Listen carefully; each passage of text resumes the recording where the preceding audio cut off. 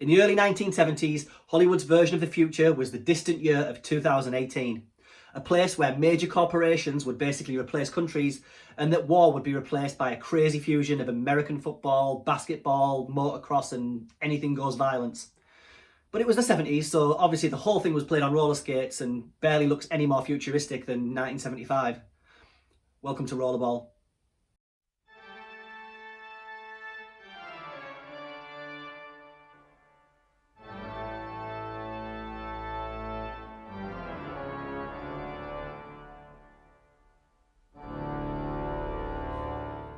Now, after that intro, I can't continue without giving a mention to the great classical music pieces populating this film, particularly Bach's Toccata and Fugue in D minor, which we just heard.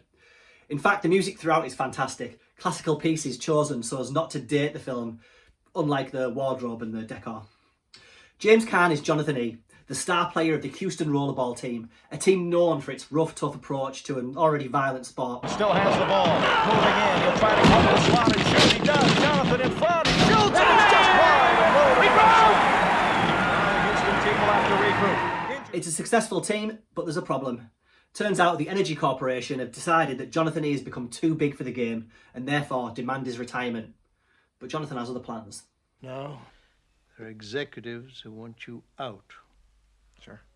You've had 10 years in this game, Jonathan. Longer than anyone ever. Retire, how can I do that?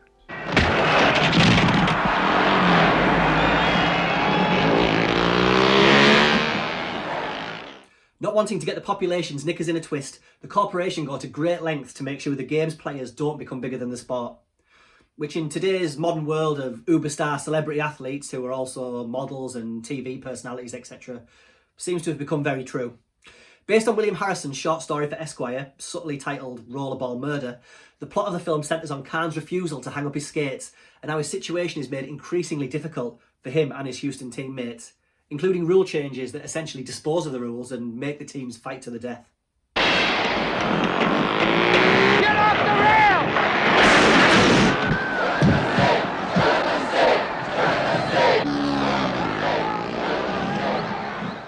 He begins to not only question the decision, but also how all corporate decisions are ultimately made.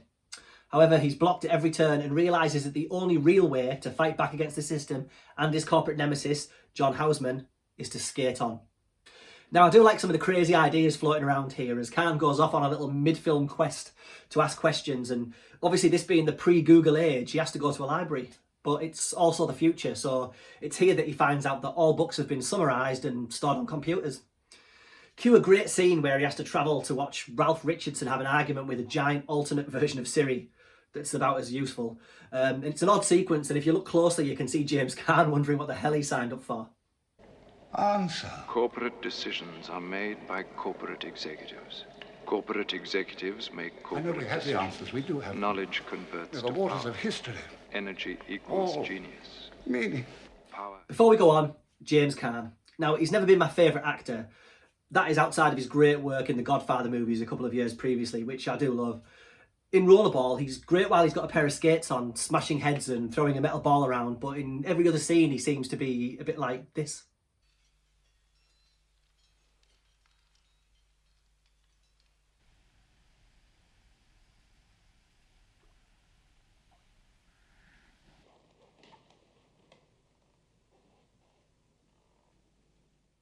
Now, I'm sure there's some artistic reasoning behind it all, and maybe it shows how he functions better in the arena, or he just has angst because the corporation stole his wife.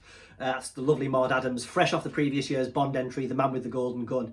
She shows up briefly to half-assedly talk Caan into retiring. But mostly though, Caan just seems bored out of his mind and makes most of the scenes outside of the arena drag a little bit. Guys, at Real Classic Film Reviews, I discuss and review some of the cinema's great movies and some that aren't so great.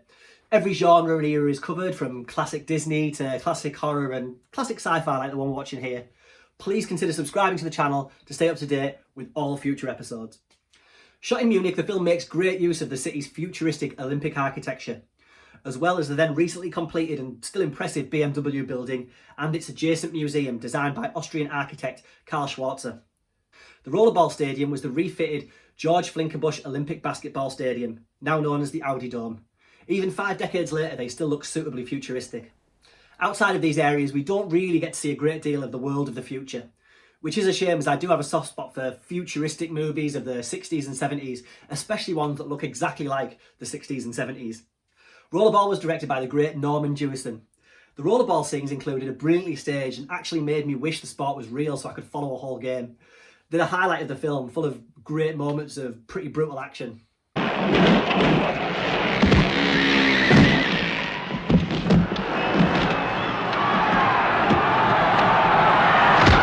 Jewison's filmography includes everything from musicals to drama to action films, and in the late 60s alone he knocked out In the Heat of the Night, The Thomas Crown Affair and Fiddler on the Roof. After Rollerball, he made the almost forgotten Stallone crime film, Fist. In 2002 there was a disastrous remake of Rollerball, which I'll admit to not having seen, but by all accounts it was a critical and financial flop. I might actually have to watch it just out of curiosity.